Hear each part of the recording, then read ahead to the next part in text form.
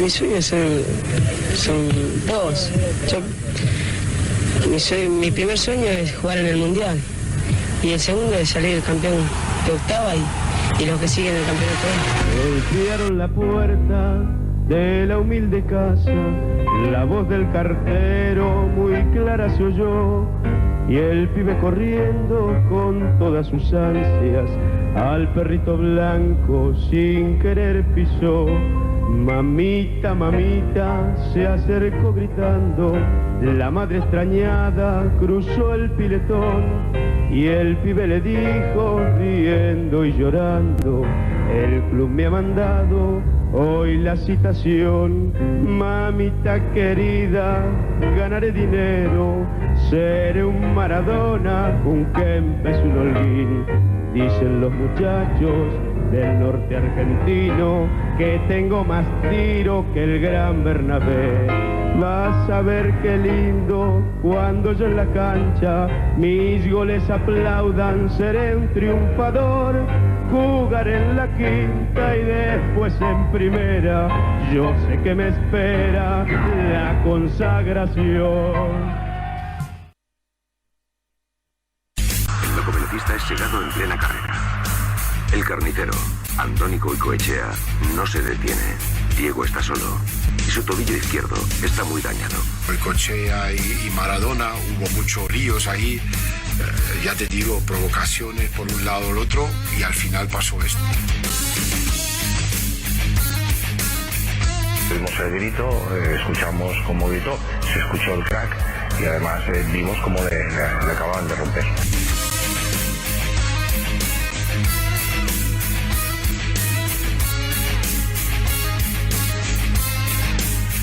Desgraciadamente acaban de romper al mejor jugador del mundo. Le dijeron que no jugaba más. Estoy seguro que Goico no fue con intención de lesionarle, sí fue con intención de darle la patada. Está claro porque la patada se la da y es clara. Le dijeron que no jugaba más.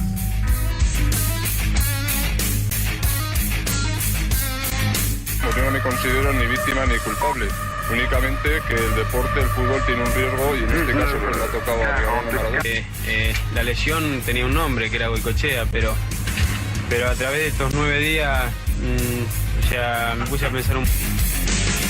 Era un fútbol jugado al límite del reglamento, y cuando se juega al límite del reglamento se exige también la complicidad de los arbitrajes. La entrada que le hacen a Diego es sobrepasado el medio campo nuestro, en nuestro terreno, una entrada innecesaria por detrás, donde en ese momento no se le expulsa ni a Goicoechea. Por sobre todas las cosas yo sé perdonar y lo perdono a Goicoechea. Yo sé de que no es ningún santo jugando al fútbol, pero tampoco puedo vivir con un rencor hacia este muchacho. Diego Armando Maradona tuvo muy pocas lesiones en su carrera futbolística, hasta que en septiembre del año 83, hace ahora 37 años, jugando el Barça con el Atleti en el Camp Nou y ganando 2-0, una salvaje entrada por detrás del reincidente central del Bilbao, Andónico Goicoechea, le rompió el tobillo izquierdo de la pierna izquierda. El diagnóstico fue una fractura del embrión externo del tobillo con arrancamiento del ligamento de la parte interna. Fue intervenido quirúrgicamente esa misma noche por los cirujanos de los servicios médicos del FC Barcelona, realizándose la osteosíntesis de la fractura con una placa atornillada y reconstruyéndose el ligamento lateral interno destrozado. La cosa iba para largo y, acorde con los conocimientos traumatológicos de la época, se preveía un prolongado periodo de inmovilización con una escayola, seguido de una dura rehabilitación, total entre 4 y 6 meses en el dique seco.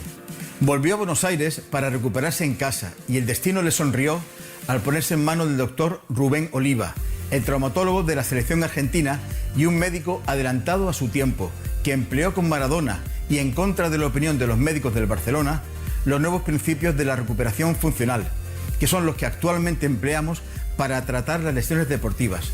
Con este tipo de recuperación se acortan mucho los tiempos de inmovilización y los de descarga, consiguiéndose una recuperación mucho más acelerada.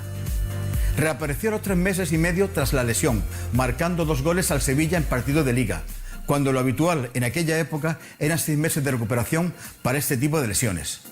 Pero aquí no acaba la historia. El Pelusa quedó tras la fractura con molestias continuas en su tobillo, que le impedían tocar bien el balón, controlarlo como él quería. Acabó su tiempo en el Barça al final de esa temporada sin pena ni gloria, con apenas una Copa del Rey y una Copa de la Liga, en los 2 años que estuvo jugando en ese club. Recorrió medio mundo consultando a los más afamados especialistas en tobillo sobre la forma de eliminar ese dolor. Pero la respuesta fue siempre la misma: Diego, has de acostumbrarte a vivir con ese dolor. Pero de repente, ya en Nápoles, apareció Fernando Signorini, contratado como entrenador personal de Maradona, en una época en la que los equipos de fútbol no tenían ni preparadores físicos y mucho menos recuperadores. Signorini cambió por completo la biomecánica de la pierna izquierda de Maradona, su forma de golpear, la de apoyar el pie o de girar la cadera, y la pelota comenzó de repente a ir de nuevo donde él quería.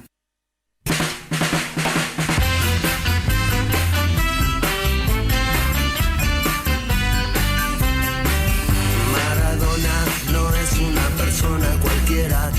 13 minutos pasaron de las 11 de la mañana y bueno, para poner en contexto lo que venimos escuchando, el 24 de septiembre de 1983 Diego sufría la peor lesión de su carrera, la famosa patada de Goicoechea del Bilbao, que lo deja inactivo por 106 días con una fractura y rotura de ligamento del tobillo izquierdo.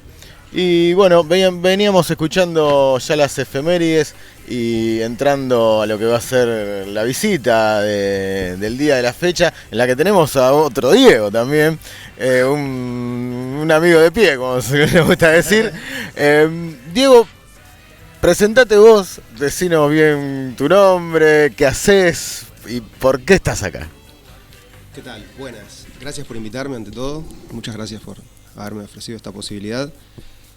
Mi nombre es Diego Molina, soy profesor de la Universidad Nacional de Rosario y hace 2 años atrás fui a estudiar Filosofía de las Religiones a la ciudad de Madrid. Me encontré con la muerte de Maradona del otro lado del océano y decidí que mi trabajo final de investigación iba a ser sobre la religiosidad que subyace en torno a su persona. Y bueno, finalmente 2 años después, aquí estamos, concluyendo la misma y teniendo, por supuesto, como se termina toda investigación, muchas más preguntas que respuestas.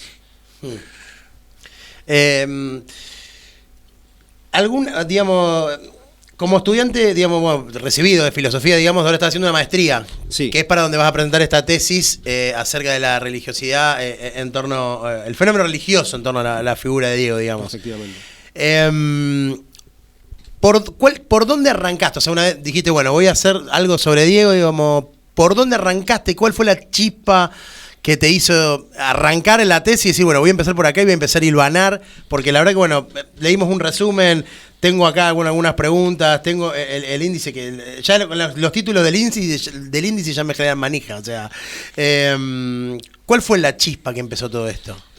Hay unos componentes que son emocionales, que creo que los compartimos en torno a toda la República. De hecho, la radio hace tributo a ese componente emocional, sentimental. Pero después, cuando uno hace un trabajo, una investigación, es una aventura, es como la vida misma, es un camino que puede empezar en un lugar y uno tiene un objetivo y después termina en cualquier otro lado y en el medio pasaron cosas. En principio, quise tratar de esclarecer por qué, para los extranjeros sobre todo, porque tal vez a nosotros nos queda como a priori, como algo mecánico que los podemos comprender. Alguien dice, Maradona es un dios en Argentina, y no es una frase tan discutida, pero ¿qué significa ser un dios? ¿Cuál es el elemento que hace que esa persona tenga algo de religioso? ¿En torno a qué uno podría considerar que ahí hay un principio de divinidad? Y no importa, ¿qué más da? Ese es un debate para los académicos. Pero un extranjero no lo entiende, es como la barra brava, como el domingo en la cancha. Entonces yo dije, ¿a los extranjeros les interesará pensar la posibilidad de que haya un jugador de fútbol en un lugar remoto del universo llamado Argentina que es considerado una figura religiosa? Y viendo una serie de trabajos me di cuenta de que el tema había sido arduamente encarado por otros académicos y ese trabajo que habían hecho otros me encontré con, por ejemplo, el adjetivo de religión paródica. Una religión paródica, ¿qué es para ustedes una religión paródica? Si yo te digo, esto es una religión paródica, ¿qué considerarías? Y medio como literalmente vamos a lo literal, una parodia de una religión, digamos, algo extraoficial quizás, o algo, no sé, medio concebido desde ese lugar, capaz. Y si te digo que el término Dios, con una D, un 1, un 0 y una S, en realidad es un apodo y que no significa más que un sobrenombre. Eso ha sido, Maradona ha trabajado desde la religión paródica. Hay un español llamado Serra, es de apellido Serra, que tiene un trabajo publicado por la Universidad Nacional de Madrid, por la Universidad Complutense de Madrid en el 2005, que se titula Maradona entre la tierra y el cielo, y ahí él se pregunta cómo es que Maradona termina siendo una figura religiosa, pero él dice, esto es una religión paródica, y al decir es una religión paródica, está diciendo es una religión de burla, es una religión que sí, por favor, es una religión que lo que permite hacer es una serie de chistes, un entretenimiento momentáneo y no hay mucho más. Y hay otro autor que se llama Barceló Larrán, que tiene un trabajo titulado Gracias Diego, la persona, el jugador y el mito, y ahí él dice, bueno, que hay muchos apodos, pero que en realidad no son más que apodos. Cuando uno trata fenómenos religiosos de pueblos, tanto latinoamericanos como... Gauchito Gil, por ejemplo, ese tipo de cosas. Efectivamente, cuando uno trata la religiosidad, por más que uno pueda ser ateo o pueda ser un ferviente devoto de una religión particular, como el catolicismo, el protestantismo, lo que sea, no puede permitirse, o sí puede, pero no debería tomarse a la ligera, desde lo paródico, por ejemplo el Gauchito Gil. Estos son seres que andan con cintitas rojas en sus camiones porque siguen a un personaje medio bizarro llamado Gauchito Gil que al parecer les cumple promesas. Bien, si uno es ese camionero o ese devoto que anda en una moto por las rutas argentinas y tiene el agradecimiento de dejar una cinta roja, por más que los demás digan que es algo paródico y es algo insignificante y algo de risa, a uno le puede resultar no solo ofensivo, sino que además hasta puede resultarle un trabajo de resentimiento, como sí. ¿Cómo me estás tratando así? Tal cual. Y entonces, en torno a eso, en torno a esa discusión con otros extranjeros que consideraban que esto era una religión paródica, me permití pensar en la posibilidad de que en realidad había mucho más por decir. Y ahí me encontré con que si nosotros tuviéramos que resumir el fenómeno de Maradona, tal vez pudiéramos hacerlo en torno a 1986, con el partido más geopolítico de la historia, en donde tenemos, como todos sabemos, esto está de más decirlo, pero solo para mencionarlo al paso, tenemos a un vengador, a una persona que resurge de las cenizas, tanto por un tobillo quebrado como por la marginalidad por la que provenía. Tenemos a esa persona que es el vengador contra Inglaterra. Es la persona que logra un poco sanear la angustia de nuestro pueblo argentino que un par de años atrás, menos de 5 años atrás, habíamos tenido que pedir que se acabase la guerra, habíamos tenido que firmar la derrota. Y bueno, Maradona, digamos, Dios y el diablo, dice el presidente de Francia, Macron. En torno a Maradona dice Dios y el diablo. El más indiscutible y legal de todos los goles y el más ilegal y discutible de todos los goles de la historia. Podríamos resumir ahí la cuestión, ese fenómeno. Pero lo que sucede también es que personas que no nacieron en 1986, que no vieron ese partido, como yo, que nací en el 89, podemos en retrospectiva observar algo de lo religioso o de lo vinculado a la admiración. Podemos observar que tenemos nosotros también algo de ese sentimiento del fenómeno religioso aún no habiendo vivido 1986. Y otros que nacieron en el 2000 tampoco lo vivieron, porque ¿qué hace que una persona crea? ¿Cuáles son las consideraciones que tenemos para decir esta persona cree en el dios griego Apolo? Eso es muy difícil de dilucidar, de dejar en claro. Pero una respuesta posible es la felicidad. La felicidad que una persona siente en torno, por ejemplo, a un domingo en su morada, en su iglesia, en su recreo, en donde sea. Esa felicidad que evocan esa paz o esa felicidad que pueden llegar a evocar ciertas figuras religiosas, como Jesús, Mahoma o Buda, ya nos da una pauta de entendimiento de cómo es que se puedan llegar a generar creencias religiosas en torno a alguien.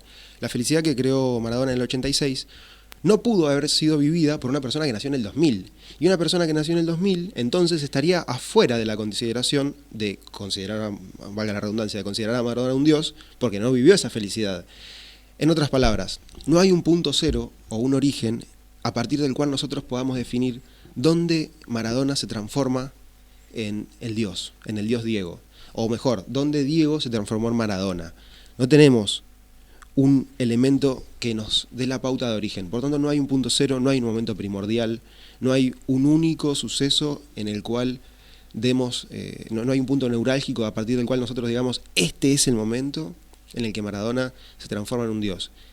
Y mirando en retrospectiva, tenemos distintos sucesos, el hecho del partido de despedida en el 2001, su funeral en el 2020 y por supuesto, sin lugar a dudas, 1986, los tenemos como fechas interconectadas que no son ni A, ni B, ni C, ni primera, ni segunda, ni tercera. Son momentos nodales e interdependientes que entre todos crean una unidad de sentido. Todos esos elementos terminan siendo una red significante para nuestras creencias en torno a Maradona, que dan la posibilidad de considerarlo, por supuesto, en un contexto social como el de la marginalidad, tal vez el de nuestras crisis. Digamos, levante la mano, ¿quién no vivió una crisis económica? Hasta las generaciones más próximas, la generación Z, nacida post-2000, ¿quién no tiene un conocido que tiene problemas económicos?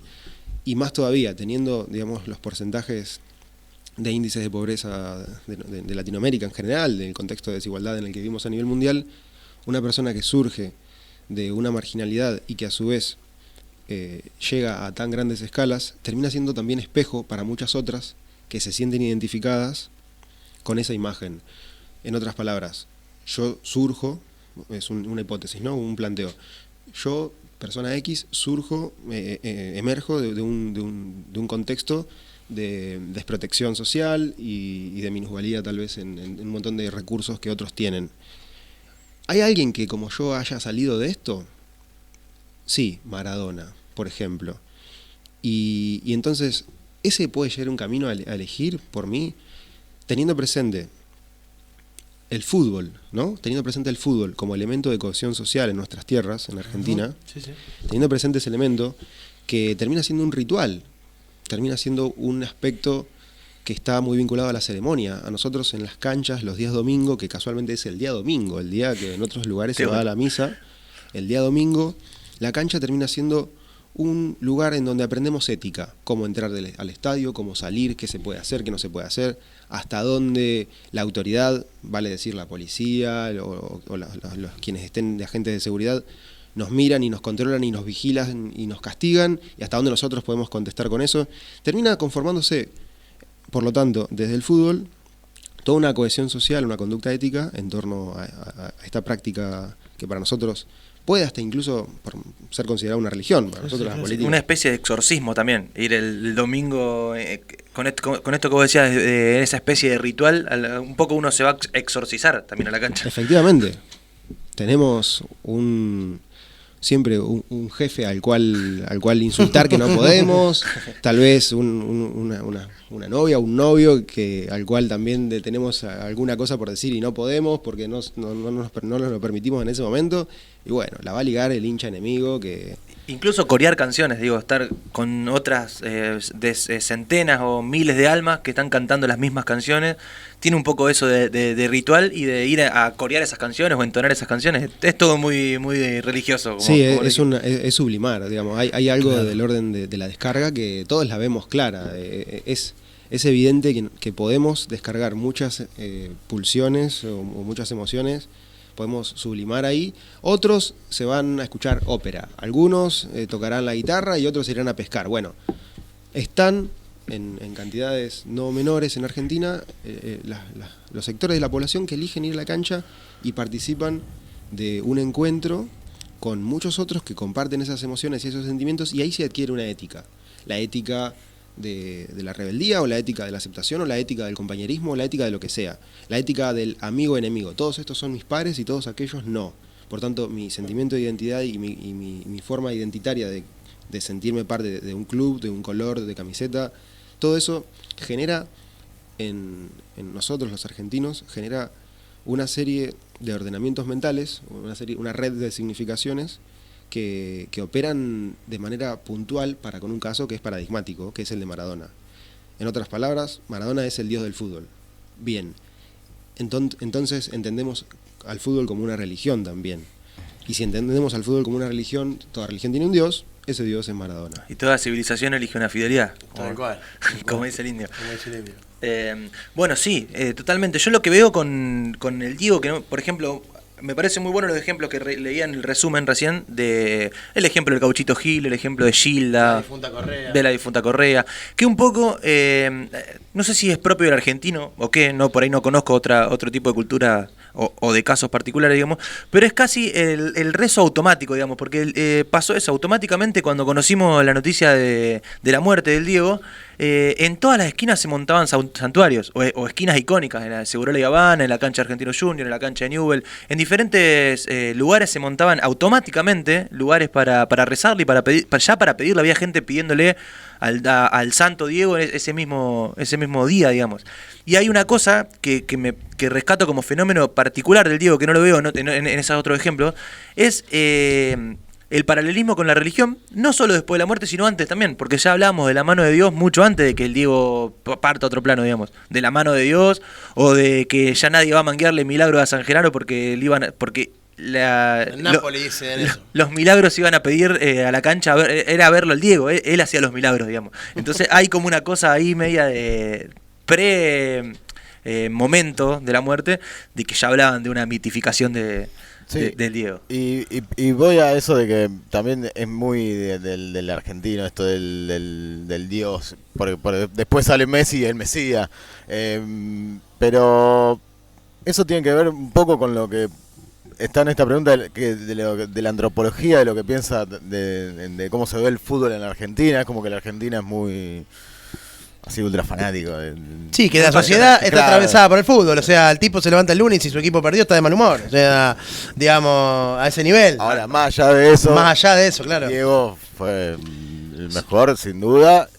Y yo creo, o por lo menos yo lo veo como un dios, más allá de lo futbolístico, no sé, de otras cualidades. Sí, claro. Pero aparte también por la trascendencia, porque no solamente se identifica con un solo color o una sola camiseta, sino que medio que trasciende ese tipo de límite. Es algo más del pueblo. Sí, hay unos elementos que podríamos denominar preexistentes, que son los que nos permiten pensar en una Argentina que va considerando tal vez la posibilidad de crear santuarios en torno a Rodrigo, en torno a Gilda, en torno a la figura de la difunta Correa, en torno a Gauchito Gil, etcétera, y otras tantas más, que esos son elementos que son preexistentes, son anteriores a Maradona. Y hay una autora que se llama Gabriela Saidón, que escribió un libro que un poco dice: la Argentina es una fábrica de crear santos. Y bueno, la pregunta por la conexión entre otras figuras religiosas a nosotros nos habilita a considerar de que Maradona está dentro de un panteón mayor de dioses, de figuras paganas o de figuras divinas laicas que se han divinizado, pero que Maradona tiene algo especial o algo distinto, y a su vez, al menos en el trabajo de investigación que yo llevé adelante, me costó mucho, al punto de que tuve que renunciar a encontrar un nexo de causalidad, a algo que vincule directamente al Gauchito Gil y a Maradona, a Rodrigo y a Maradona. Tenemos fotos en los santuarios, tenemos fotos de Rodrigo y Maradona, tenemos fotos en los santuarios del Gauchito Gil y de Maradona, pero no hay algo que directamente los unifique, salvo la consideración de un plexo cultural que trasciende a todo esto y que habilita todas estas tangentes o variables.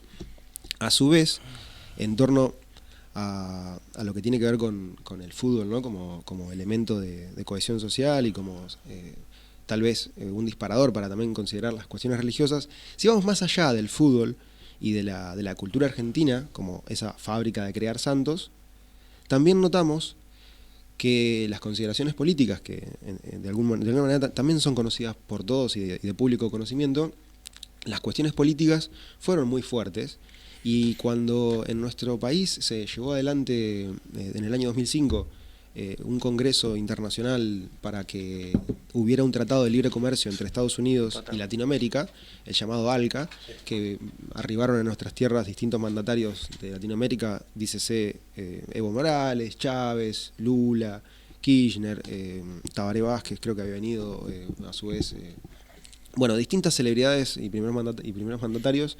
Cuando vinieron a Argentina para oponerse al Tratado de Libre Comercio que se iba a firmar con Estados Unidos, es decir, estamos en pie de igualdad los latinoamericanos y los estadounidenses para comerciar. Ustedes nos mandan sus buzos, como nos enseñaron en los colegios. Ustedes nos mandan sus buzos, que nosotros les damos nuestras lanas.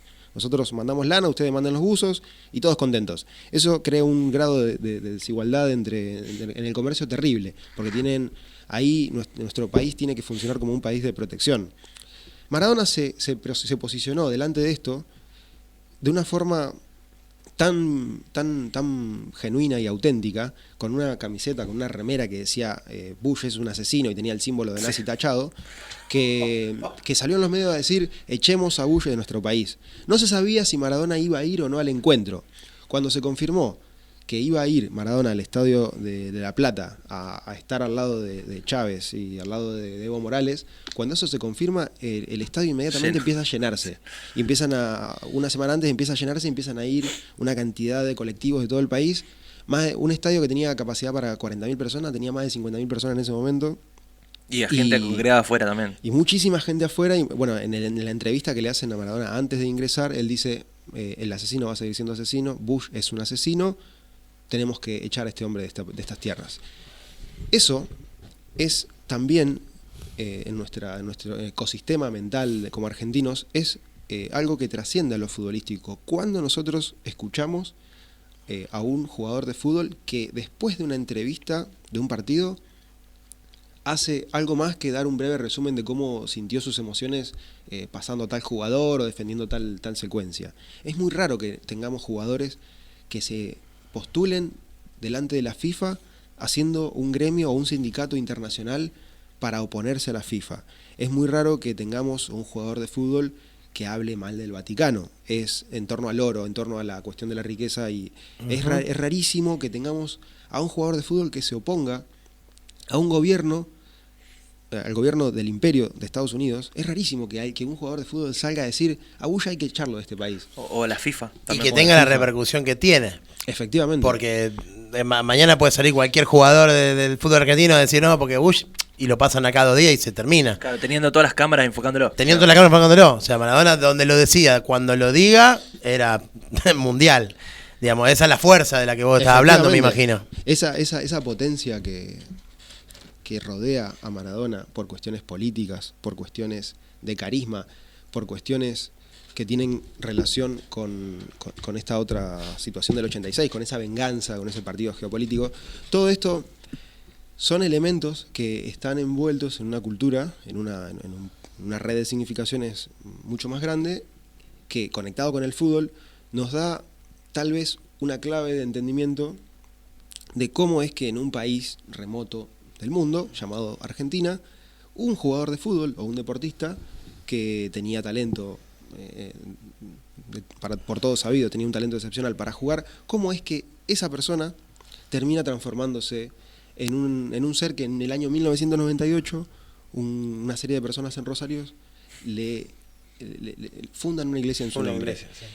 Esto puede llegar a resultar para un extranjero completamente irrisorio, le puede causar gracia, porque ¿por qué no Federer? ¿Por qué no? Sí, incluso algún religioso indignación de la indignación de esta parodia de decir hacemos Dios a un jugador de fútbol, ¿me entendés? O sea, no respetamos la religiosidad, como si hubiera una vara de religiosidad a medir, ¿no? Completamente. Digamos, y algo que vos recién comentabas que me parece que está muy bueno es por ahí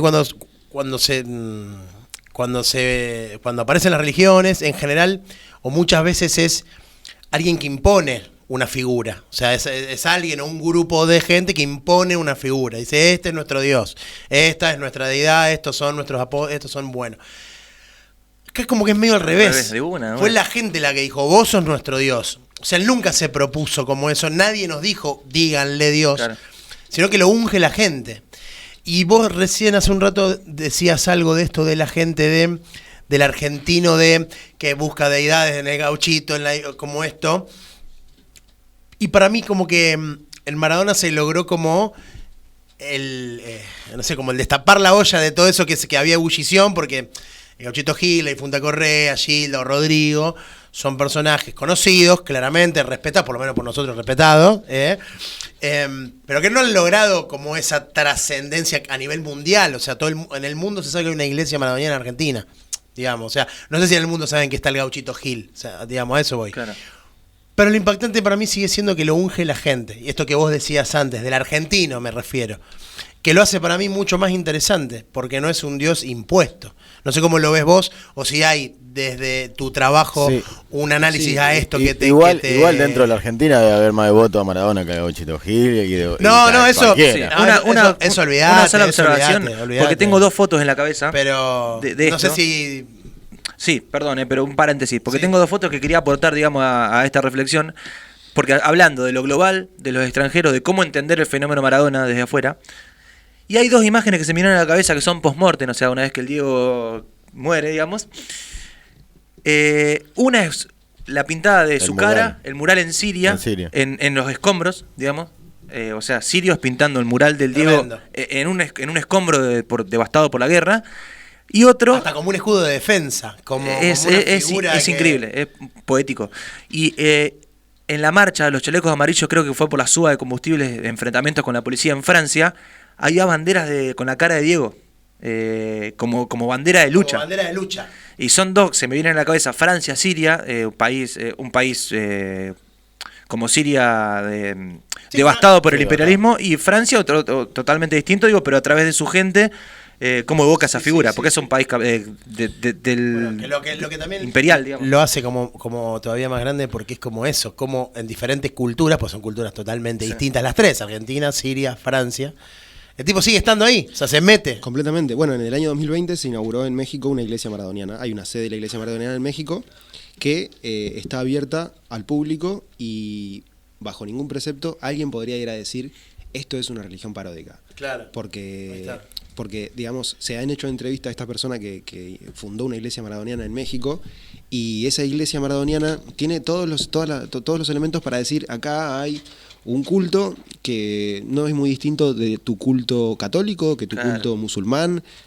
Bangladesh es un país terriblemente atacado por el imperialismo inglés, y todo aquello que ataque al pueblo inglés es amigo de Bangladesh. Por una cuestión de el enemigo de mi enemigo es mi amigo. Claro. El día que Argentina juega, ustedes ven, nosotros todos los vemos, un montón de seres con caras más o menos asiáticas que salen a festejar. ¿Y estos quiénes son? De pronto tenemos un montón de argentinos no reconocidos en el extranjero. No, son personas que viven en Bangladesh, que es un país milenario, y que todo aquel que le haga un daño a Inglaterra, para ellos es simbólico. Entonces están todos vestidos de argentino y salen a festejar. Salen caravanas. Hay olas. Avísenle que los amo. Bueno... En España está la figura de Maradona muy presente, los murales en Siria, todo lo que tiene que ver con Medio Oriente, también Francia. Quizá el epicentro el momento más neurálgico en el cual nosotros tenemos como argentinos, esto es un poco discutible y a veces hasta lamentable, porque es el reconocimiento de un pueblo europeo, como el pueblo francés, que nos tocan un poco el ego, y como tenemos una relación tan cercana con la Torre Eiffel, con los franceses, con todo lo que es su cultura, etcétera, sentimos que hay un reconocimiento distinto. No es lo mismo que nos reconozca tal vez cualquier otro pueblo del mundo que el pueblo francés. El día que nosotros tenemos la confirmación del fallecimiento de Maradona, nada más y nada menos, si me permiten, se los leo, tardo 3 minutos. Por supuesto. Macron, el presidente de Francia, escribe una carta que creo que tiene un impacto emocional muy especial. Dice: fallecimiento de Maradona, jueves 26 de noviembre del 2020. La mano de Dios había depositado a un genio del fútbol en la tierra. Nos lo acaba de quitar, con una gambeta imprevista que engañó a todas nuestras defensas. ¿Acaso quería con ese gesto zanjar el debate del siglo? Si Diego Maradona es el mayor jugador del fútbol de todos los tiempos. Las lágrimas de millones de huérfanos le responden hoy con una evidencia dolorosa. Nacido en un barrio carenciado de Buenos Aires, Diego Armando Maradona hizo soñar a su familia y a sus vecinos con sus bicicletas, y que han dejado crucificados a los mejores defensores europeos. Boca Juniors y su mística hinchada lo hicieron conocido en el mundo.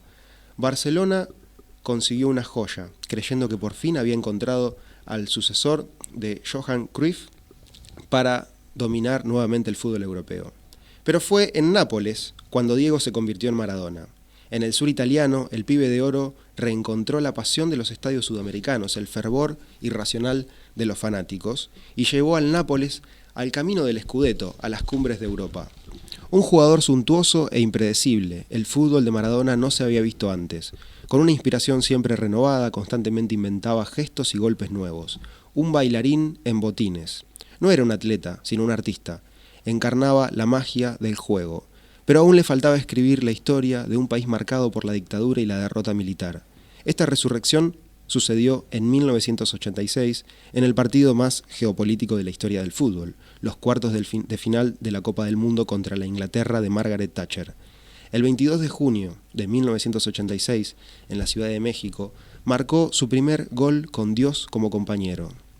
Quisieron impugnar el milagro, pero el árbitro no había visto nada. La actitud agrandada de Maradona le hizo ganarse ese punto. Luego sigue el gol del siglo, que reunió a los más grandes gambeteadores del fútbol, Garrincha, Copa y Pelé, reunidos en una sola acción. En solo 50 metros, con una carrera alucinante, pasó a la mitad de la selección de Inglaterra y gambeteó al portero Shilton antes de enviar el balón a la red y al albiceleste a los cuartos de final del Mundial.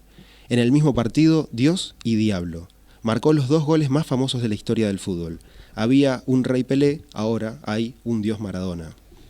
Con esa misma gracia, la misma insolencia hermosa, se acerca sigilosamente a la final que quedó marcada con el gesto más bonito del fútbol, el pase decisivo, el gol del número 10.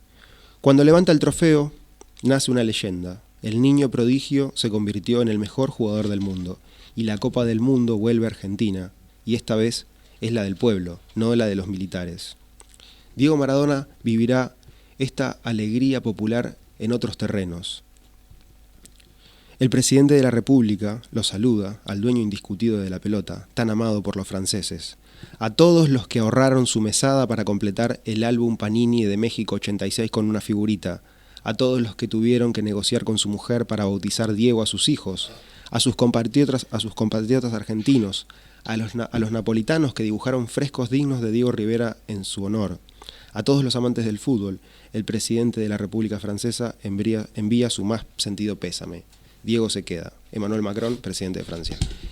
Esta carta la escribe un presidente de un país extranjero que tiene una fuerza particular porque es un ser que tal vez podemos no compartir sus posiciones políticas, pero es un indiscutido líder político a nivel mundial hoy, el referente de la OTAN, quien está a cargo de... En fin, es una figura que no tiene por qué escribirle una carta a Maradona. Y aún así se saca el sombrero y dice, lo siento, comparto con ustedes esta emoción. Y en honor a lo que fue Maradona y por supuesto, por respeto desde este pueblo, le mandamos el más sentido pésame.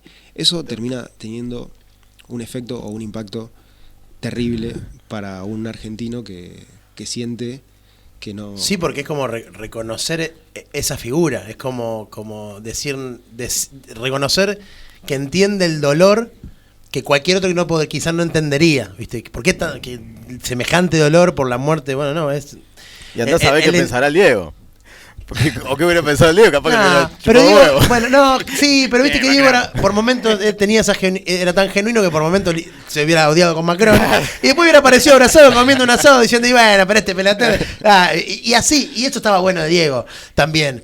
Porque no te la careteaba, ¿me entendés? O sea, si Macron decía una pelotudez, el Diego le iba ahí con los tapones de punta. Y si después Macron le escribía esta carta, el tipo le decía, bueno, está bien, está todo bien. Macron siempre fuimos amigos. Claro, lo quisimos. Y bueno, pero es así, loco, lo que no se muere Michael Jackson y no, digamos, no hay, todas comparaciones son odiosas. Obvio. Pero ningún presidente del mundo escribe una carta Olvídate. al mejor cantante del pop de la historia del mundo. Mundo. Se muere un jugador de fútbol que para nosotros es un dios, y un presidente europeo narra una carta que, bueno, lo trata de artista, de bailarín en botines. Tremendo. Bueno, vos sabés que antes iba a ser, salvando toda la distancia, pero la realidad es que, por ejemplo, cuando vamos a Michael Jordan, que Michael Jordan es el Maradona del básquet, o sea, tampoco está buena la comparación, digo, pero como para un poco ponerlo, es como la figura excluyente del básquet a nivel mundial. Y tuvo la oportunidad de tener una lucha en su momento, en los 90, cuando la raza negra estaba siendo muy vapuleada en Estados Unidos y muchos jugadores de básquet tomaban partido por eso, porque estaba muy politizado el tema en el básquet también. El tipo decidió como, viste, yo soy deportista, viste, en esta no me meto, priorizó, o sea, su cuestión personal y priorizó otras cosas, pero más allá de eso, o sea, yo no estoy para discutirle a Jordan si lo que hizo estaba bien o mal, yo me refiero a la necesidad o la querencia de ir a defender estas cosas. Está todo bien si Jordan dijo que no. A lo que yo me refiero es que tener un líder del... Como Magic Johnson. Pero que sea que él mismo salga, o sea... Un líder popular. Claro, pero que él mismo... pero que se diera ese liderazgo solo por decir lo que pensaba. ¿Me entendés? Porque Diego no es que se postuló a algo, o que estaba ahí, o hacía campaña. Él iba por la nota y le preguntaban, Diego, ¿qué pensás de esto? Para mí pim. Porque el tipo era eso. Pero ¿sabes por qué? ¿Cómo no voy a defender a los jubilados? Claro, pero ¿por qué? Porque, y esto seguramente también está en la investigación, porque él era la voz de todos nosotros. Claro. Por eso era que lo queremos, por eso lo queremos tanto también. Porque era lo mismo que iba a decir vos. Che, Mati, ¿vos qué opinás? Y es Bush, es un hijo de puta. Y listo, ¿qué tanto lío? ¿Entendés? Otro hubiera dicho, no, porque bueno, el gobierno norteamericano. Este dijo, ¿saben qué pasa? Bush es un asesino y un hijo de puta. Es lo que quieren decir todo. Hasta Kirchner quiere decir eso, pero no puede. Sí. Yo hago una salvedad en este punto que ni siquiera me gusta reconocerlo, pero debo hacerlo. La romantización de la pobreza que se hace, por ejemplo, en torno a Maradona, justamente es eso, es una romantización, porque él y la marginalidad tuvieron relación hasta los 15 años. Después se acabó. Y todos lo vimos y hasta se lo perdonamos con un Rolex de $30.000 en cada mano y cayendo a los entrenamientos con una Scania de $150.000. La ferrarinera. Todas esas cosas son todas contradicciones que las aceptamos, y si un extranjero lo mira dice, y esto es el Diego. Y se acabó. Y por otro lado, la cuestión de Estados Unidos. Somos seres emocionales, nuestros estados emotivos nos rigen con la sonrisa o con las lágrimas, y eso nos dictaminan que odiemos a una persona en 30 segundos o que la amemos indiscutiblemente en 30 segundos. Maradona, cuando es expulsado de Estados Unidos y se le prohíbe internacionalmente para siempre la entrada de ese país... En el 94 estamos hablando del Mundial. Efectivamente. Nosotros hoy sabemos, por distintos estudios que se han hecho bastante serios al tema, que la cantidad de efedrina que él en ese momento tenía era suficiente para dar en un doping como positivo, pero que no estaba penado por una legislación de la FIFA. Entonces, claro, el doping que se le hizo en los 90, todos los otros quizás sean más reales que el del 94. Que el del 94, totalmente, o que la aquí y el ahora. Pero el del 94 fue un caso especial porque la cantidad de efedrina que él había tomado era suficiente para dar positivo a un doping, pero no estaba prohibitivo, no era algo prohibitivo.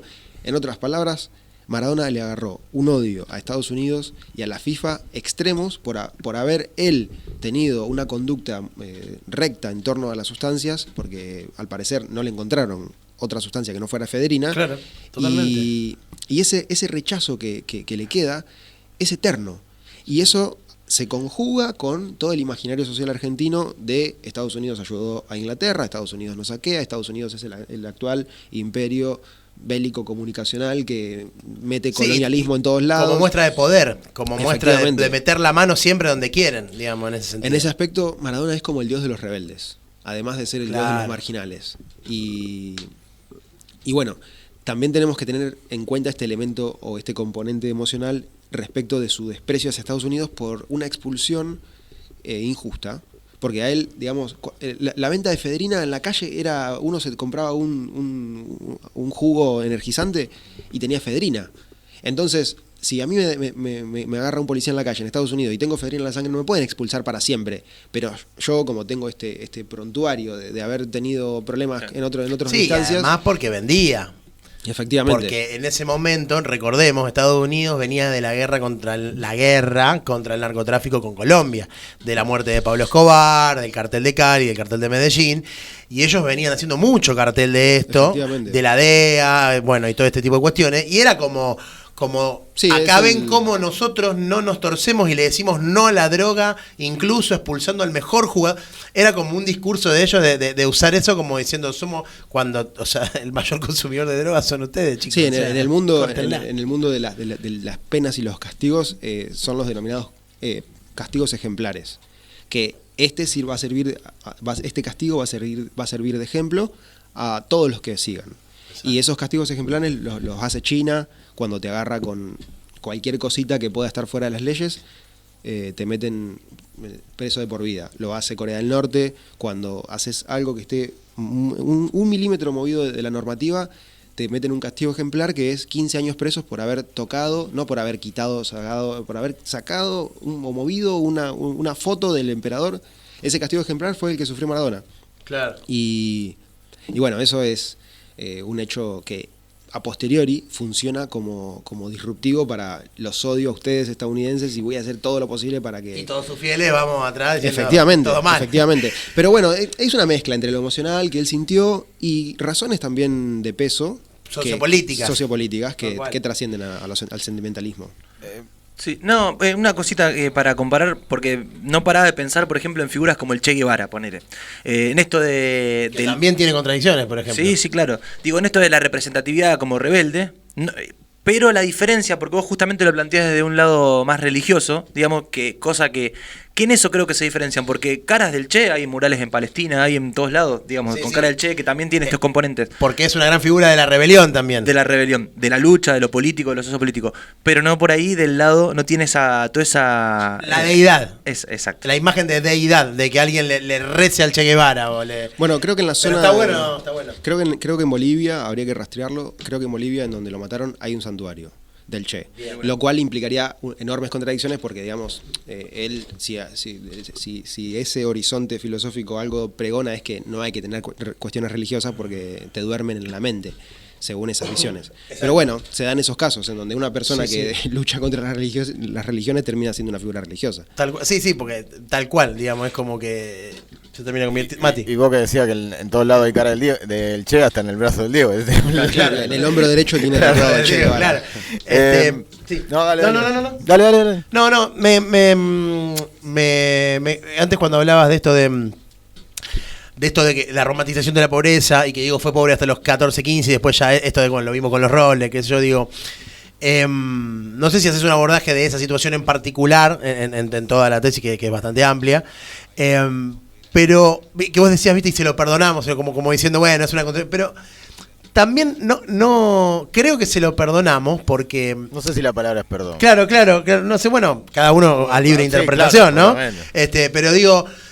A mí lo que me pasa un poco es que no puedo dejar de entenderlo. Como que, digamos, eso de querer tener los lujos y por ahí cuando uno no tiene nada y ve tan lejos de esas cosas imposibles, me imagino en su momento, porque él hacía esto de los lujos y se compraba y estas cosas y que muchas veces choca con porque también hay como una construcción de...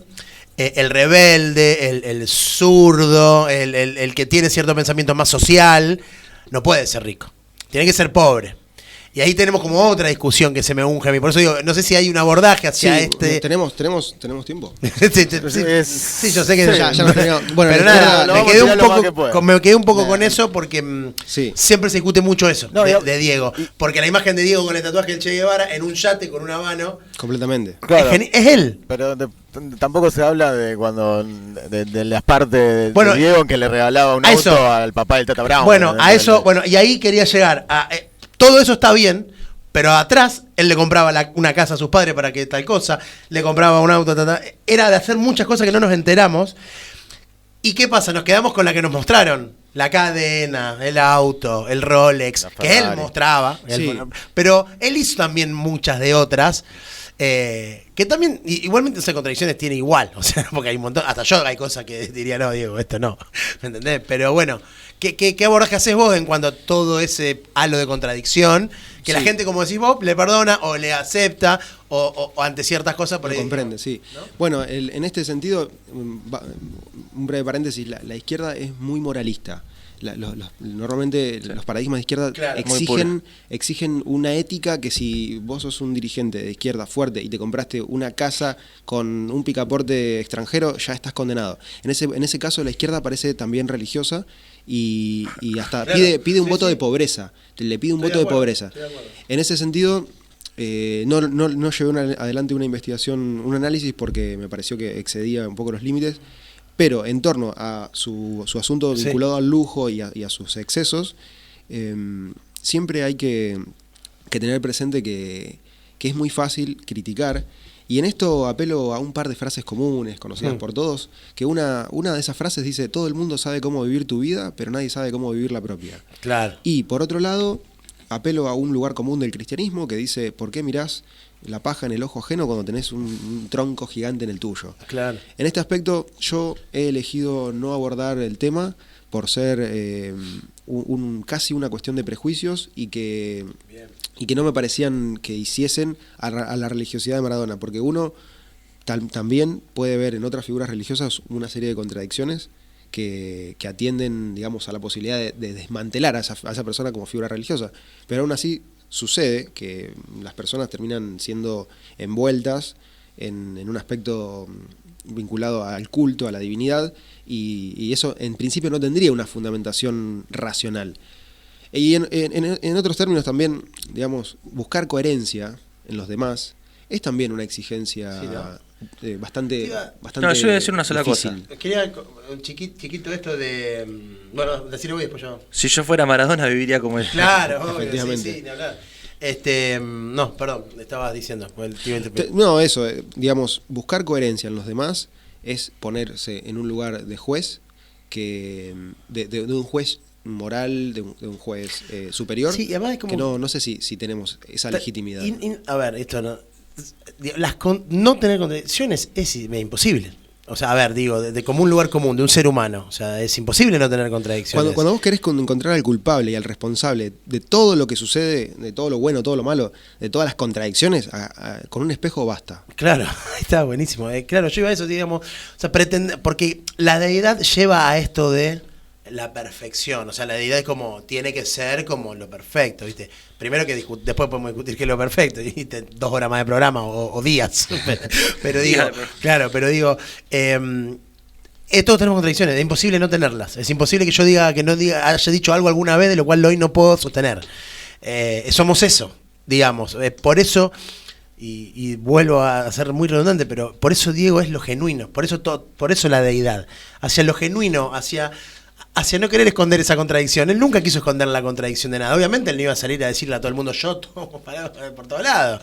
Pero cuando pasó, él no la careteó más. Y un día dijo: me pasa esto. Y sí, ¿cuál de hecho, el final del libro Yo soy el Diego de la gente, hacia el final él dice: nadie me va a venir a hacer creer que mis errores con la droga afectaron mi sentir o mi aspecto más auténtico. Claro. O sea, él cierra diciendo en su libro autobiográfico publicado en el 2001, él dice: todos mis errores con las drogas no hicieron que mi persona cambiase en torno a lo que yo siempre sentí. Con lo cual, al menos en relación a mis sentimientos y a mis emociones más profundas, él dice siempre fui auténtico. Y no le echa la culpa de la droga bajo ninguna decisión, claro. Que eso es lo que está bueno, porque viste, si no pasa que, viste. Churchill, que fue el presidente, el mandatario más importante de Inglaterra durante la Segunda Guerra Mundial, se sabe que consumía una botella de litro de whisky por día. Martin Heidegger fue el filósofo más importante del siglo XX y es probable del 1 al 10 en un 10 que fuera nazi. Uno de los escritores Freud consumía cocaína como si fuera chocolate. Hay un montón de casos de celebridades internacionales que tuvieron una serie de relación con cuestiones complejas. Con las drogas, sí, o con cuestiones políticas complejas. Claro. Porque hoy se puede decir, bueno, pero tal cosa, con Maradona. Y aún así... Nunca se acentuó, digamos, la crítica en eso. No, para nada. Pero, digamos, insisto, el espejo. No Cuando uno quiere encontrar un culpable... No, yo quería preguntar más puntualmente sobre la tesis, si tenés algún tipo de idea de cuánto material, cuánto libro usaste para hacerlo. Y acá, en la bibliografía hay citadas unas 40 obras, de las cuales... Te leíste todo. Hay citadas unas 40 obras, de las cuales unas 7 no tienen nada que ver con Maradona, sino que son el marco teórico con el que uno aborda un tema. Pero el resto, lo que demuestra la bibliografía es que el tema del fenómeno religioso de Maradona, porque en una investigación sobre un fenómeno religioso sobre Maradona, uno no puede publicar la cantidad de hijos no reconocidos en el mundo que tuvo Maradona y todos los libros que pudo haberse publicado sobre eso. Uno se enfoca en el tema que le compete. Obvio. Y los libros que hay publicados en torno a la cuestión del fenómeno religioso o los trabajos académicos que se publican en revistas no son menos de 30. Y esto significa que desde los años 90, y el primer libro que habla sobre la cuestión del mito es del 85, de 1985, y está publicado en italiano. Ni siquiera lo publicamos los argentinos. Se llama Il Giocatore, il mito, la leyenda. Y ese libro es de 1985. Todavía Maradona ni siquiera era Maradona, desde el 86. ¿Te sorprendiste con algo de la bibliografía, con algún libro, con alguna lectura, algún estudio que viste, mirá este loco, o mirá quién escribió sobre el Diego? Me sorprendió en el 2022, en mayo de este año, se publicó una obra por una universidad española que se titula La fenomenología de Maradona, que es filosofía un poco pura y dura, y ya termina siendo un tema que evoca un interés mundial. Y algo que me interesó mucho, que bueno, así cierra el trabajo, es la iglesia maradoniana, las ceremonias y los ritos que habilitan a considerar a esto como una legítima religión. Estamos delante de una legítima religión que no es paródica, y si lo fuese, tendrían que decirlo los miembros, no los otros. Claro, ya no es competencia de los de afuera, sino de lo que debería ser competencia de los de adentro. El decorado se calla. Claro, buenísimo. ¿Vas a ir el 29 a la Navidad maradoniana? Es una tarea que no quisiera perder. Claro. Es una tarea este programa te invita a ser parte del grupo que va a ir a la iglesia acepto, a la Navidad maradoniana. Me convencieron, tienen un poder de persuasión. ¿Rendís antes o después? ¿Cómo? ¿Rendís antes o después? Antes. Uy, venite con el aprobado, venite con el aprobado y es... Primero después queremos saber, obviamente, cómo te fue. En estas cosas no hay que tener expectativas, porque uno ya sabe que cuando uno tiene grandes... No, pero bueno, más grande la altura, para mí la mayor expectativa es haberlo hecho. O sea, sí. Para mí ya el logro ya está. Sí, hay que citar a un poeta español, todos conocidos por todo, Caminante no hay camino, camino se hace Claro, obviamente. Hacer ese trabajo, ya, o sea, para mí ya es la aventura. O sea... Sí, afortunadamente tenemos que tener siempre muy presente que los demás, y por los demás entiéndase docentes de cualquier ámbito, primario, secundario, universitario, de posgrado, lo que sea, los demás nos pueden dar opiniones, pero no nos pueden aprobar. Eso de que venga alguien a aprobarte es una farsa, tanto de la academia como de las instituciones, que Borges desaprobó a 2 personas en toda su vida, y fue porque esas personas que eran estudiantes de la UBA le pidieron que lo desaprobase porque no se sentían habilitados para estar aprobados. Borges dice, yo desaprobé a 2 personas y fue porque esas personas me lo pidieron. Fui éticamente correcto con ellos porque ellos me lo pidieron. Es un delirio esto de aprobar o desaprobar, pero lo importante justamente es el camino, el tránsito que uno lleva, la experiencia, la construcción. Diego, y si hay algún maradoniano que esté interesado en leer tu tesis, ¿se puede encontrar? Todavía no, pero la vamos a encontrar post prueba. Sí, post 20 de octubre la vamos a... Buenísimo, a porque ahora la quiero leer. Obvio. Olvídate. Esto va a ser claramente... Sí, me va a dar la cabeza para entenderla, pero leerla la voy a leer. Va a ser de público dominio, así que no hay que comprar ningún libro, ni hay que pagar ninguna cosa, es de público dominio, porque así... Pero puede colaborar la gente un poquito también, acá con el compañero que ha hecho un laburito, un cafecito, claro. Vayan a colaborar, un OnlyFans ya sería demasiado, pero bueno. Creo que con el hecho de que uno sea leído ya es ya está, claramente, más que pagado. Está hecho para eso, no por cuestión de lucro. Yo quería irme con algo, por ahí volvemos un poquito para cerrar esta idea de lo que hablábamos de que a Churchill no se le critica cierta cosa. ¿Crees que está relacionado directamente con una cuestión social? De criticarle a Diego que haya tenido el problema que tú y no a figuras que son como celebridades o como que están en otro paradigma. ¿Crees que hay como un desprecio en cuanto a lo social y por eso a Diego, que venía de lo humilde y de la marginalidad, le quieren pegar, y a Churchill, que era como todo un personaje, y bueno, pero no, era Churchill. ¿Crees que hay algo de eso? Sí, completamente. Las cuestiones, vuelvo a las cuestiones emocionales y a los estados de ánimo. Ahí está. Uno pertenece a una clase social, a un lugar establecido, tiene una serie de patrones ya de lectura de la realidad que hacen que cuando se te posiciona algo delante que tu registro de prejuicios no concibe como válido, puede atacarlo. Son muy pocas las veces en donde la mayoría de las discusiones de pareja, entre amigos, entre empleado y jefe, la mayoría de las discusiones tienen un componente cercano a un 70% de emocionalidad y un 30% de argumentos, o de cuestiones racionales, de cuestiones de reflexión y de pensamiento. Entonces, las críticas, como en todas las críticas, la mayor de las veces suelen venir más de lados emocionales. Y una persona que no siente identificación con este asunto va a buscar todos los puntos flacos, todos los elementos débiles o todas las cuestiones más vidriosas o problemáticas en torno a Maradona para montar una estructura argumental que diga, bueno, pero era un drogadicto, bueno, pero decía que era pobre y tenía aspectos vinculados al lujo, bueno, pero. Y todos esos buenos pero no son menos ciertos, no hay por qué deslegitimarlos o no considerarlos, pero hay que tener presente de dónde vienen. Por eso, al tener presente de dónde vienen, es más fácil la lectura de por qué ese rechazo. Y a su vez, una figura que tiene tantos seguidores, es inevitable que se cree un par de enemigos, lo que equivale a decir que uno nunca es sin enemigos. No hay un solo ser que llegue a ser grande sin enemigos, ni siquiera las figuras religiosas. Cristo terminó crucificado y es la figura occidental por excelencia de seguimiento. Si vos estás en Chile, en Uruguay, en Canadá o incluso en Bulgaria o en Rusia, lo que ves de fondo es una cruz. Y esa cruz, que simboliza a toda la cultura occidental, es de un hombre que tuvo muchos enemigos y que lo mandaron a que muera colgado con dos clavos en la mano y uno en las piernas. Es decir, uno también es en relación a sus enemigos. Sus enemigos son muy importantes. Por eso también incluso la altura de tus enemigos es también tu altura. También te define. Diego peleó con los más grandes. No es lo mismo tener de enemigo a Bush que tener de enemigo al verdulero de la esquina. O al 3 de Chacarita. Efectivamente. Que está todo bien con el 3 de Chacarita, por las dudas. Si Diego tuvo de enemigo a los presidentes a los grandes de la FIFA, tuvo de enemigo a los presidentes de Estados Unidos y tuvo de enemigo a todo aquello que de algún modo también estuvo a su altura.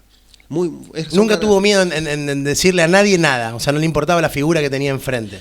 Afortunadamente tenía esa cuestión del no tener filtro. Yo creo que el único enemigo que no estuvo a la altura de Diego fue Macri.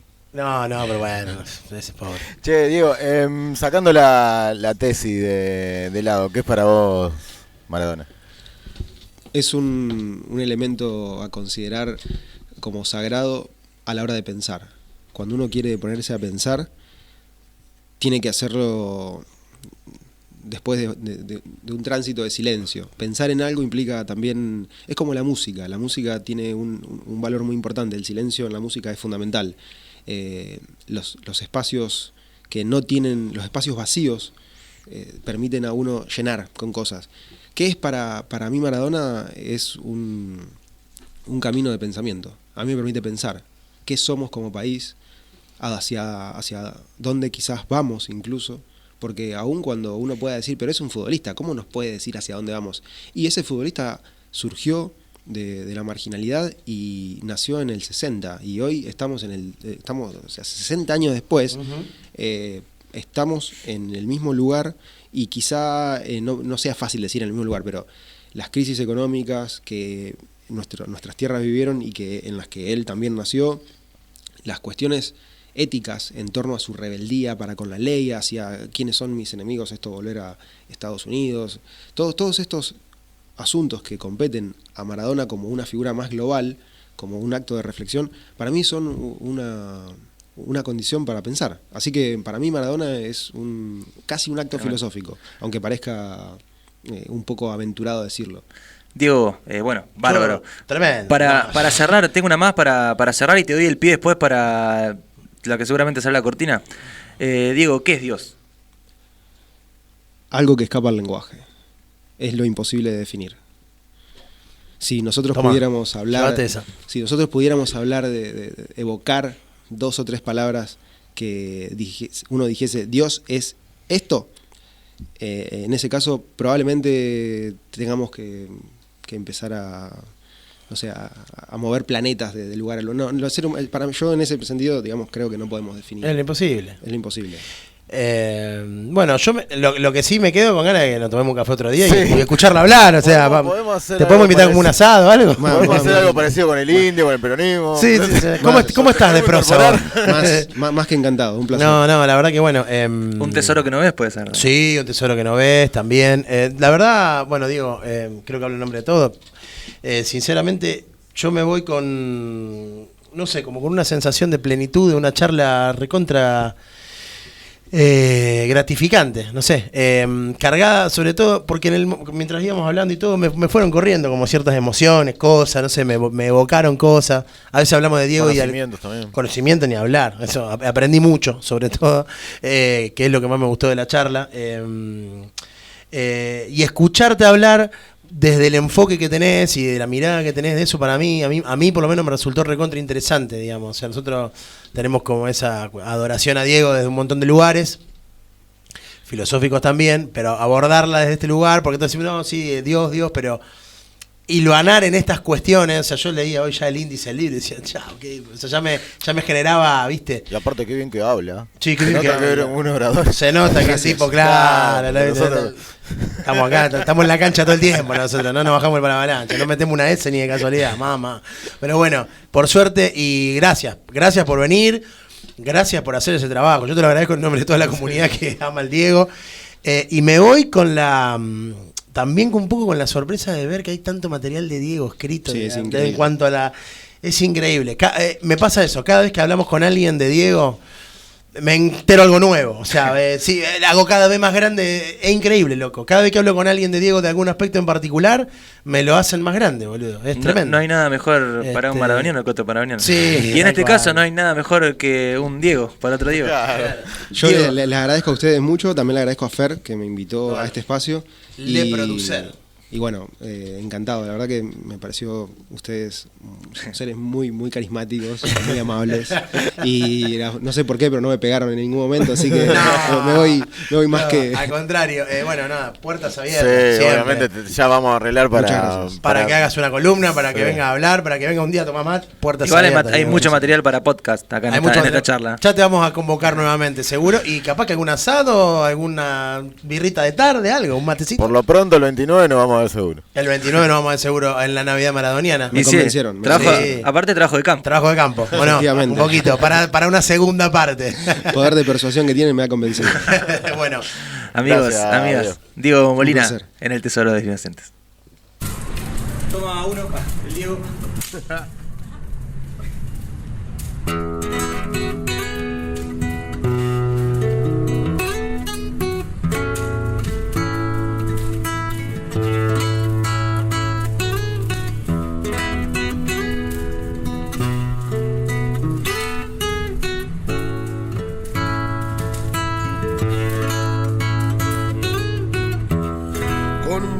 De lienzos crotos esperando por el bondi,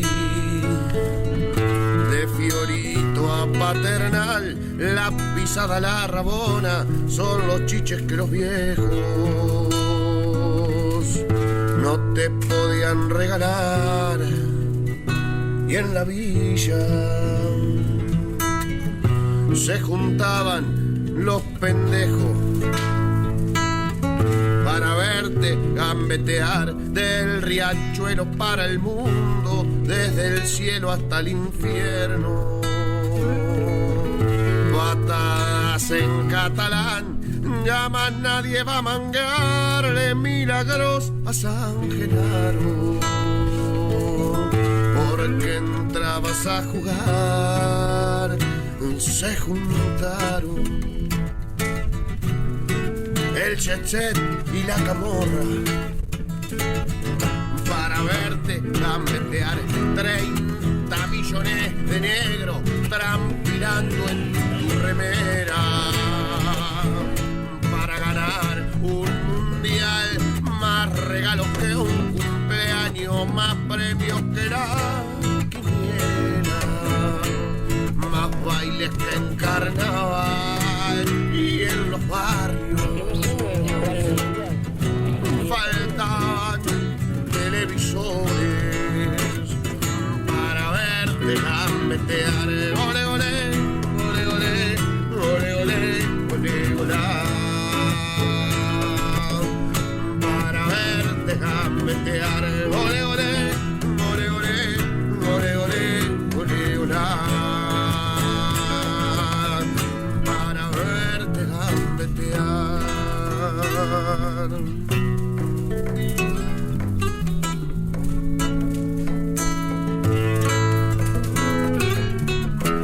Barrilete, pecho inflado con el sol de nuestros sueños. No volviste a iluminar, empachado de ilusiones, cuando vos eras el dueño. Te fueron a desterrar y en las calles cada lágrima fue el precio para verte gambetear por lo cara de galleta, caminando medio chueco, siempre echado para atrás. Como no te daban pase, te piantaste de los muertos.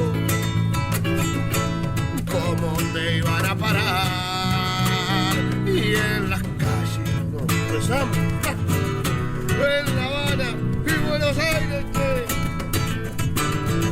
para verte gambetear con la sonrisa del pibe, con el brazo guerrillero y el corazón de arrabal, la zurdita endemoniada y el martillo en el arero.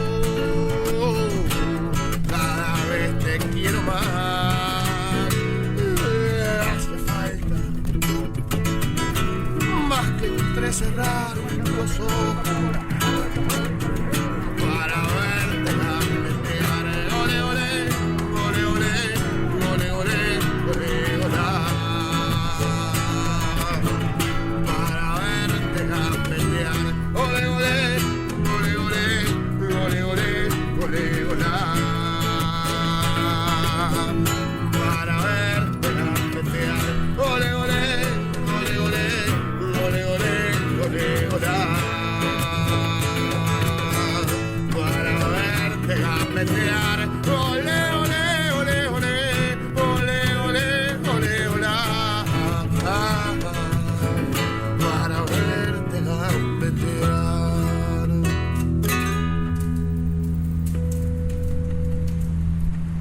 Muchas gracias, loco.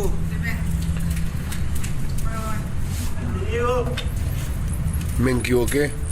De nuevo. Yo me equivoqué y pagué. Pero la pelota no se mancha.